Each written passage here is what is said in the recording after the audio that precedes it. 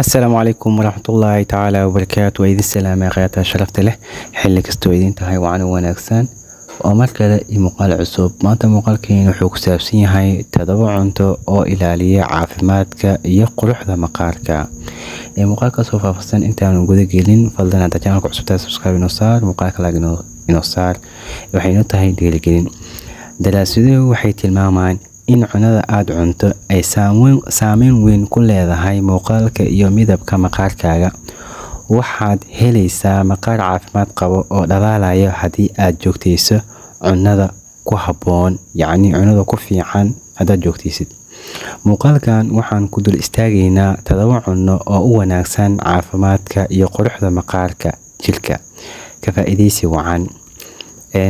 qudaarta koowaad ama cuntada koowaad bocorka waxaa ku jira maado la yiraahdo alpha hydroxy acids oo badanaa laga helo waxyaalaha jirka lagu qurxiyo.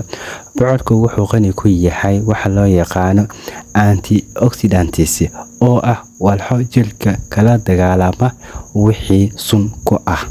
jirku wuxuu kala dagaalamaa antioxidantska waxyaalaha sun ku ah. Vitamin A iyo vitamin C sidoo kale wuxuu ku yahay bocorka qani. wuxuu daaweeyaa kor qaleelka. Intaa waxaa dheer, bocorku wuxuu ka qayb qaataa soo saarista borotiinka collagen oo maqaarka ka ilaaliya inuu dildilaaco iyo inuu qolofaysto. bocorka waxaa ku jirta maado loo yaqaano zinc oo u fiican caafimaadka maqaarka, taasoo la dagaalanta findoobka isla markaana ka shaqeysiisa qanjirada soo saara saliidda si loo xubiyo, si loo nadiifiyo ama loo hagaajiyo ama loo qurxiyo maqaarka loogana hortago kor qaleelka. qudaarta labaad waxaa loo yaqaanaa barandhada macaan.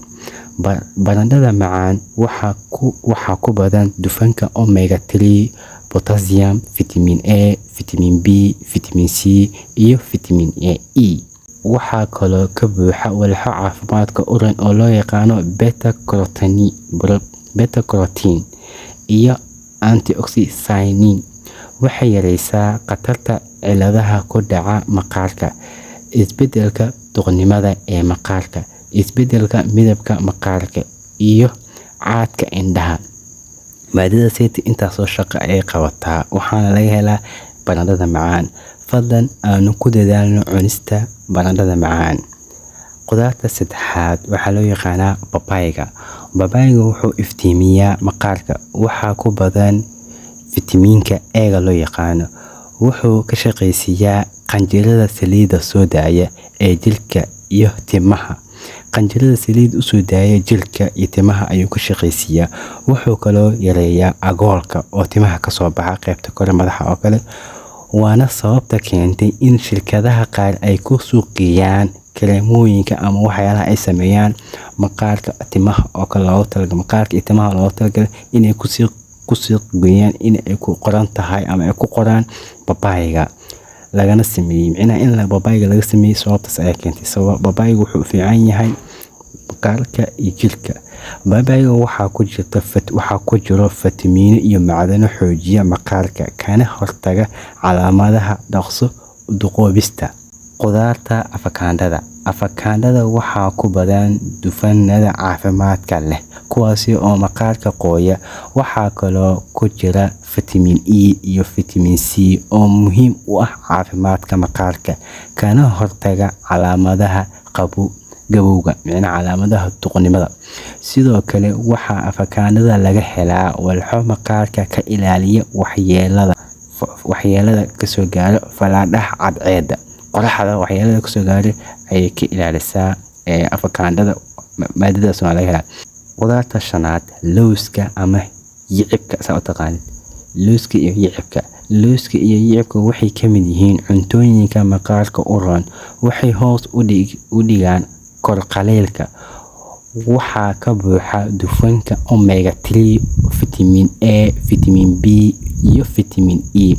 macdanta zinc ee laga helo lowska waxay dedejisaa ay boobsiisaa bogsashada nabarada, waxayna la dagaalantaa bakteeriyada iyo hurka. gadaal ayaan ka sharxi doonaa. Daraasad la sameeyay ayaa lagu ogaaday in dadka joogteeya cunista lowska uu maqaarkooda ka fiican yahay ama ka caafimaad badan yahay dadka kale. Daraasad kale waxay sheegaysaa in cunista lowska almondska ay yareyso laalaabka maqaarka, micnaha maqaarka oo tubtubmo oo laalaabmo ay yareysaa laalaabkaas uu sameynaa maqaarka. Dumarka da'da weliba qaasatan dumarka da'da dhalmada kasii bixaysa, lowska wuxuu iftiimiyaa maqaarka, wuxuu ku jiraa dufanka caafimaadka u roon iyo walxaha soo saarista kuwaasi oo dib u dhiga soo shaacbixidda calaamadaha gabowga ee maqaarka. Lowska wuxuu muhiim u yahay in maqaarkaaga uu duqoobo ama maqaarkaaga uu laalaamo, qaybahaas ayuu kaalin weyn ka qaataa. Qodobka 6, kalluunka duxda leh. Noocyada kalluunka duxda leh sida salmon iyo mackerel waxaa ku badan dufanka omega 3 oo maqaarka qooya isla markaana yareeya hurka oo